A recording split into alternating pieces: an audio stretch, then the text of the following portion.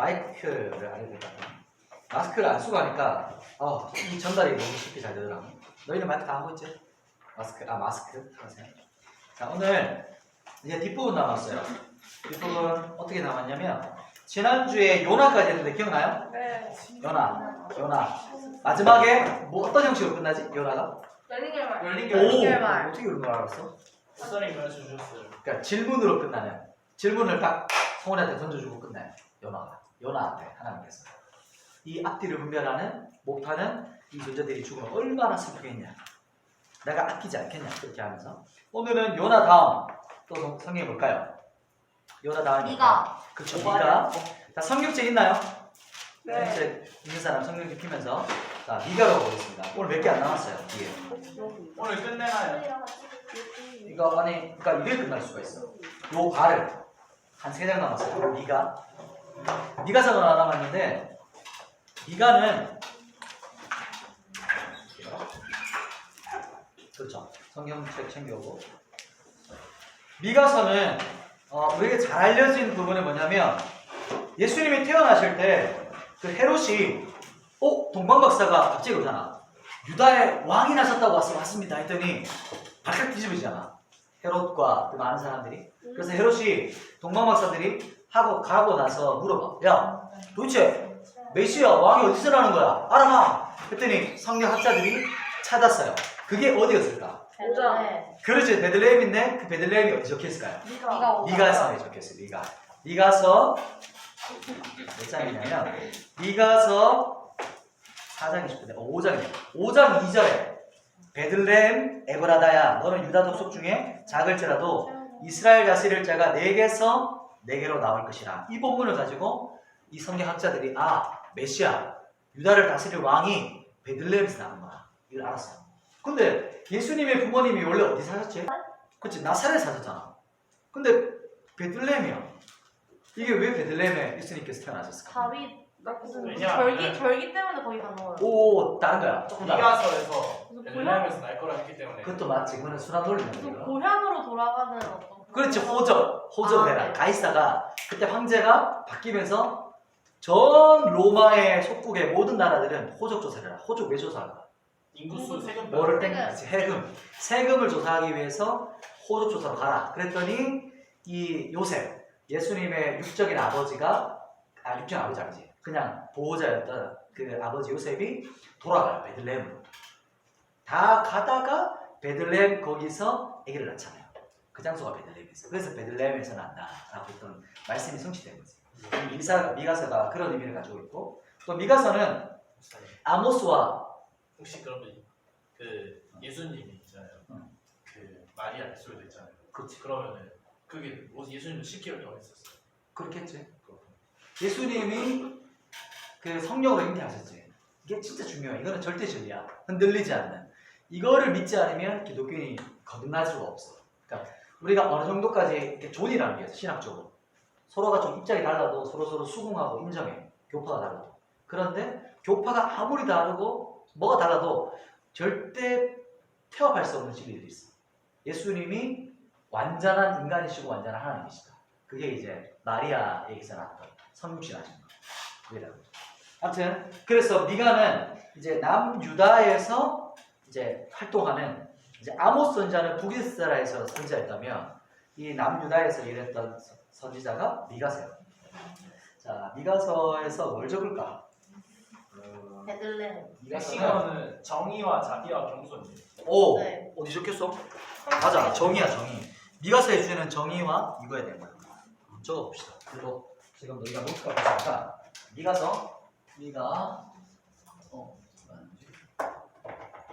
미가는 정의 적어봅시다. 미가, 정의, 공의. 그리고 또 핵심 오늘 신약의 그렇죠, 베들레헴이요. 베들레헴에서 누가 나십니까? 예수님. 그렇죠, 메시아. 유다의 왕. 한마디로 이처럼 오랜만에 유다 땅의 왕이 나신다. 이게 미가서에 외워지면서 어떡한다. 괜찮으세요? 휴지 좀 갖다 줄래? 자, 성경 빨리 닦아주나. 자, 아무튼 진행해 볼게요. 여기 휴지 없나? 요새 그거 안 써도 근데 요새 묻은 건 안 줘. 옷에 묻었나? 성을 책에 묻었네. 오른쪽 어깨에 하나 넣었어요. 그건 괜찮다. 색깔 비슷하더라. 뭔가. 손 빨리 닦아야 되는데.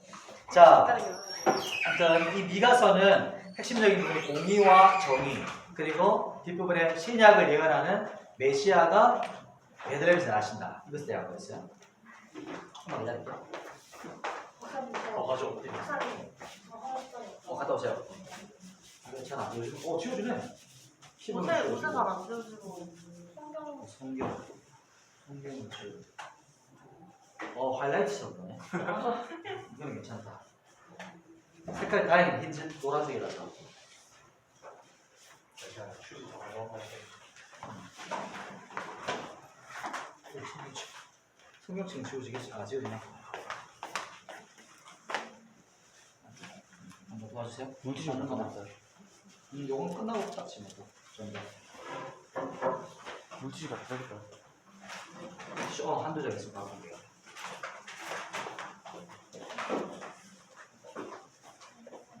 그 친구를 건드리지 않는 게 좋을 것 같아요. 쓱 닦아내. 닦나? 말린 글씨가 뭔지 보시고. 찍어야 돼요. 이런 일이 있거든요. 됐어. 가방 나중에. 가사 나중에 한번 닦아주세요.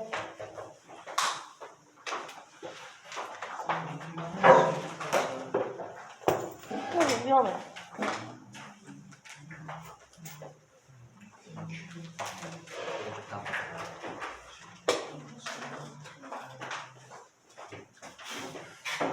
저희가 지금 과학 한다고 많이 피곤하죠 이제.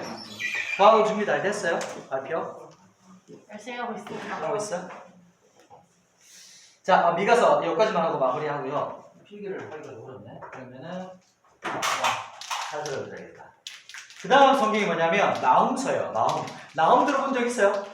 네, 처음 들어봤지. 들어보긴 했어요. 들어봤어요. 성경 찾아서 봤어요. 성경 찾아야 요나인 줄 알고 떴다 나오면 그렇지. 나훔은 우리가 많이 들려지진 않은 성경인데 그 요나 선지자가 어디서 말씀을 선포했지? 니누에. 그치, 니누에 성이지. 니누에가 수도잖아. 어떤 나라의 수도였지? 아수르. 그치, 아수르잖아. 근데 아수르가 회개했잖아. 네. 회개라고 실질적으로 용서를 받았거든. 근데 그게 오래 안 가요. 한 100년 뒤에 다시 하나님께 범죄가 차. 그래서 다시 예언하는 사람이 누굴까요? 나훔이에요. 그래서 나훔은 다시 어디로 가냐면 아수르에 뭐를 선포할까요? 또 심판을 선포해요. 심판.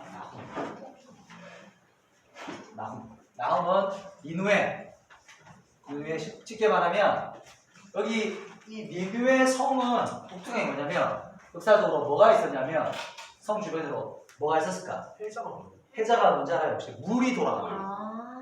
너희 뭐 중세 막 성 이런 거 보면은 막 물이 있어도 막 다리가 올려라 막 하잖아.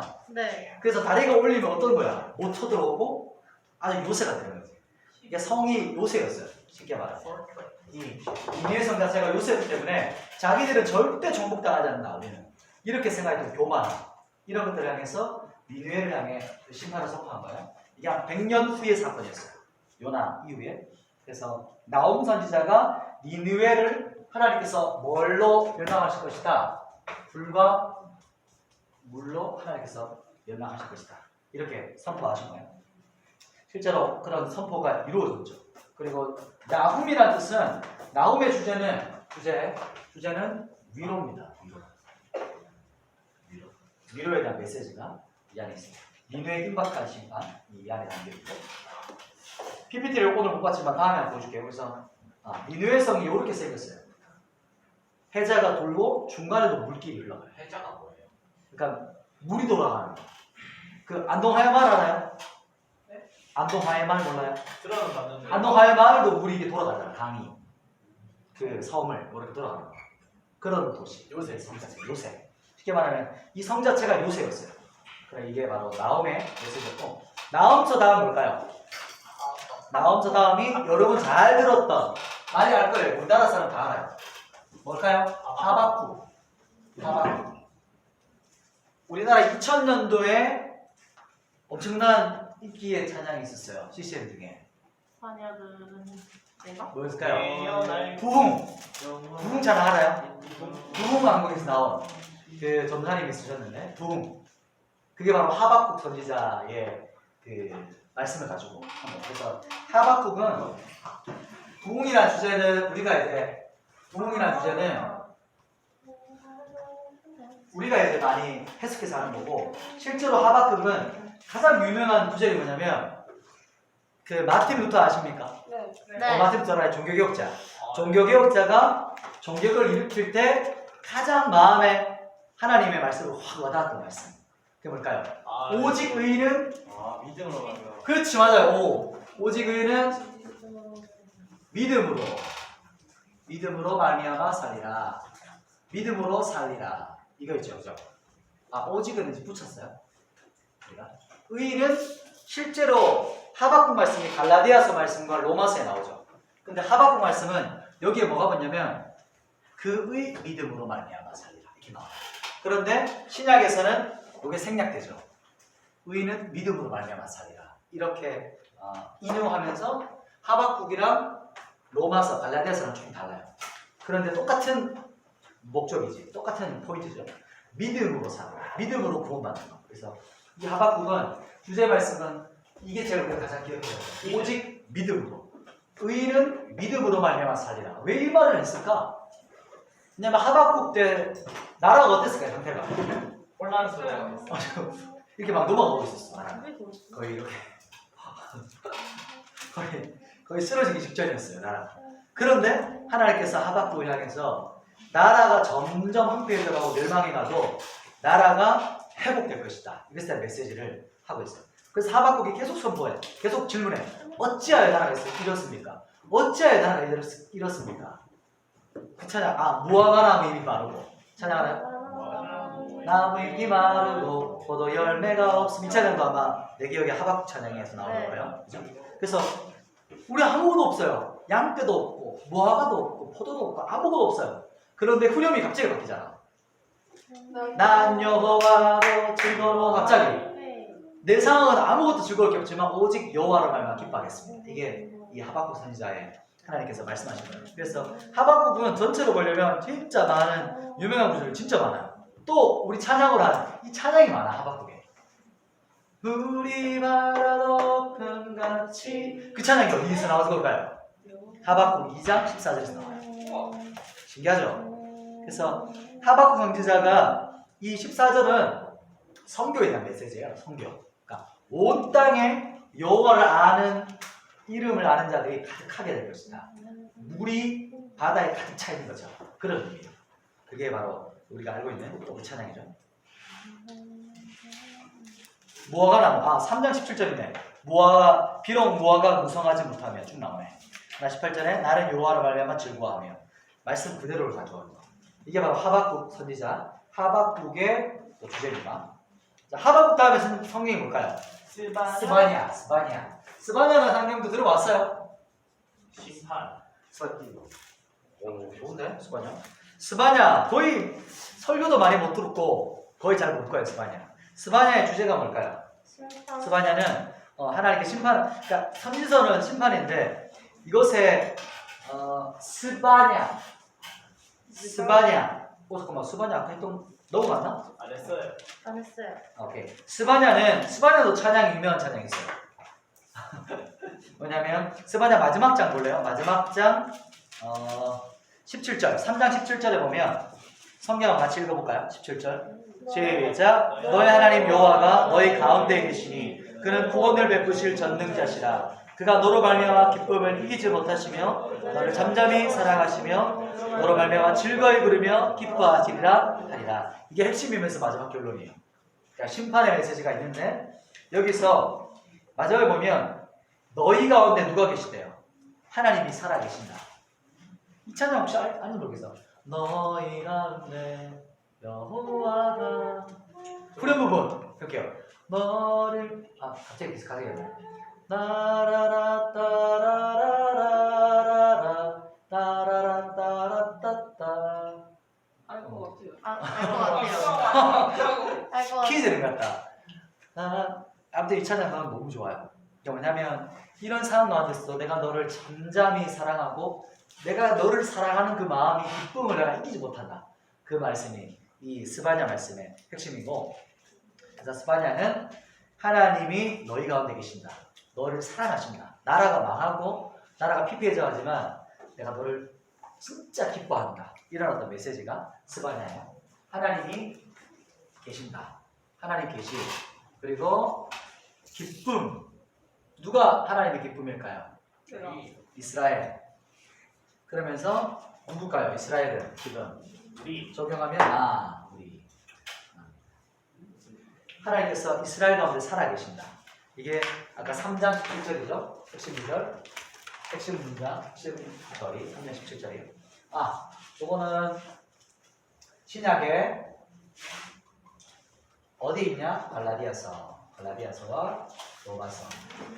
그리고 이 부흥의 시발점을 뒀던 사람 마틴 뭐라고요? 마틴 루터. 이거는 상식적으로 알아놔야 됩니다. 아시겠죠? 하박국에 있다는 거. 마틴 루터가 하박국과 갈라디아서 말씀을 보면서 하나님의 메시지를 받고 종교개혁이 유럽에 일어났단 말이에요. 이 말씀이 진짜 중요한 엄청난 말씀인 거죠. 자, 저거 맞나요? 스바냐까지 3장 17절에 있어요. 그리고 스바냐 다음에 이제 학계. 자, 이제 잠에서 학계. 자, 학계고 있어요.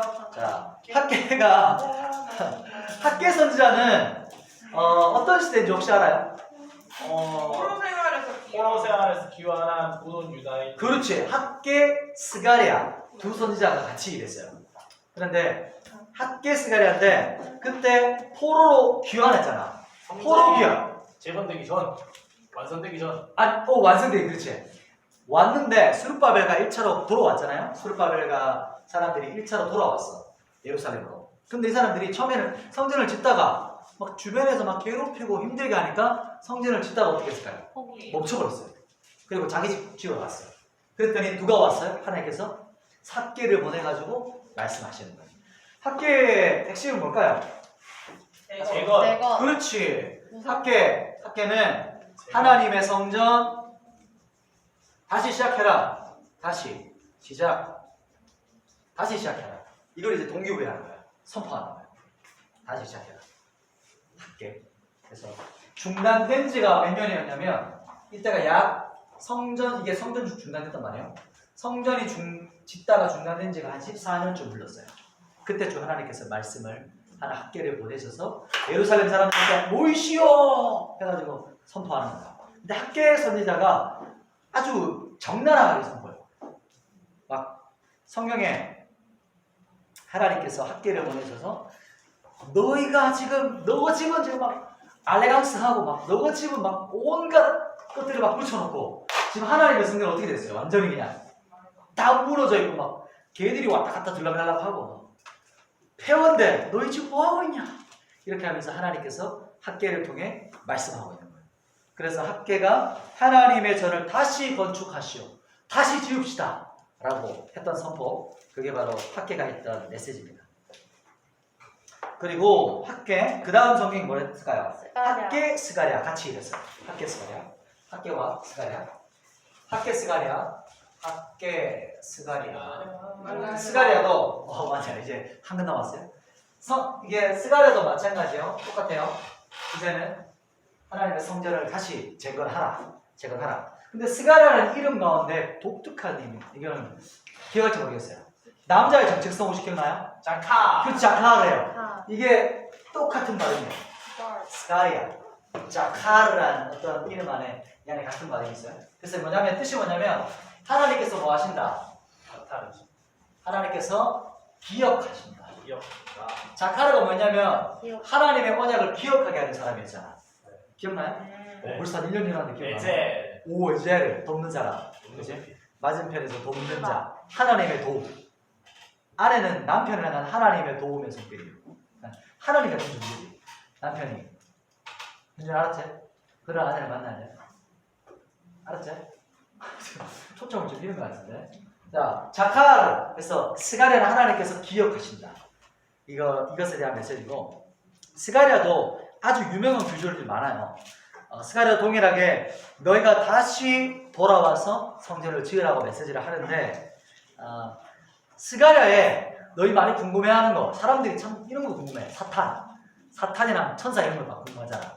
스가랴 3장에 사탄이 등장해요. 천사는 배웅하는 게 나와. 신기하지? 깜짝 놀라요. 3장에 보면 이 사탄이 나와가지고 막 대화를 해. 근데 여호와 앞에 천사들이 사탄에게 막 비방을 못해. 이게 참 신기하지 않아? 그러니까 신기하게도 사탄이라도 이 사람 서로 막 함부로 비판하거나 비난하잖아요.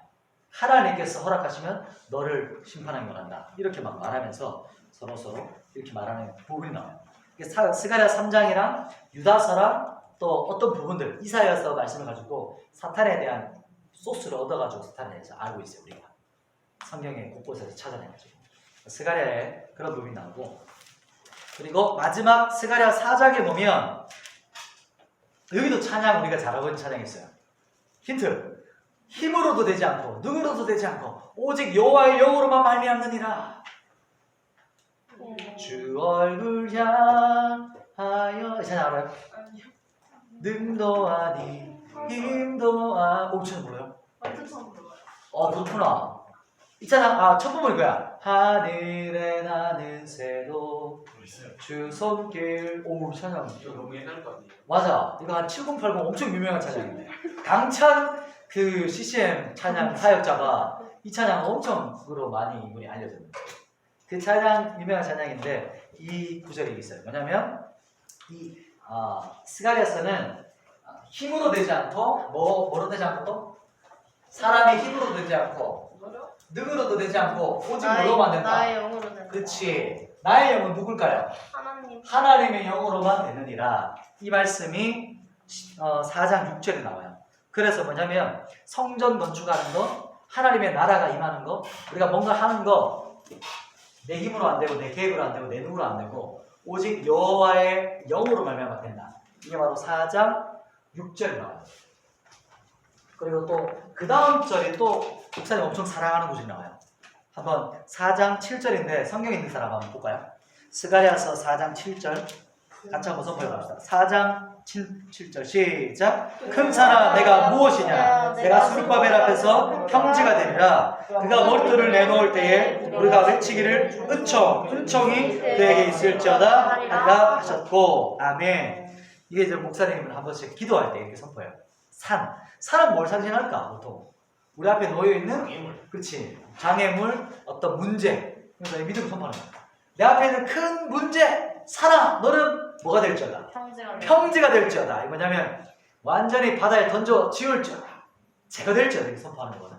그리고 예수님의 이름으로 너는 내 앞에서 평지가 되라. 이렇게 선포하기도 하고 뒷부분에 보면 또 이게 나와요. 은총이 있을지어다. 이렇게 선포돼요. 기도할 때. 하나님의 은총이 우리 성훈이에게 은총이 있을지어다. 그러니까 은혜랑 또 조금 달라요. 하나님의 어떤 특별한 은혜 이런 느낌을 가지고 있어요. 은총. 그래서 기도할 때 여러분도 어떤 문제가 여러분 앞에 닥치잖아. 그럼 말씀으로 기도하는 게 중요해요. 그냥 내 생각으로 기도하는 게 아니라 말씀을 가지고 선포하면서 기도했으면 좋겠어요. 이게 바로 4장 6절에 있는 부분이었어요. 자, 좀 길지만 이제 넘어가고 이제 마지막 우리 성경. 마지막 성경이 뭐죠? 말라기서입니다. 말라기서.